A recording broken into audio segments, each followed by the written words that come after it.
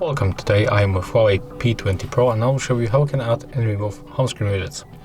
So I'm going to remove these two widgets.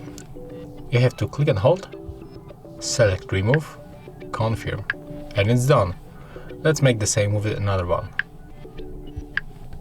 As you can see right now, we easily get rid of these two widgets.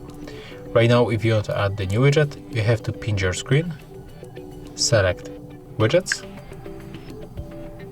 pick that one that you want to attach to the screen, click on the screen to confirm, and there it is.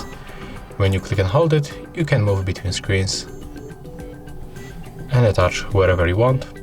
If you click on the widget, you will open application that is linked with this widget, so in this case we got clock application. If you find this video helpful, remember to leave a like, comment and subscribe.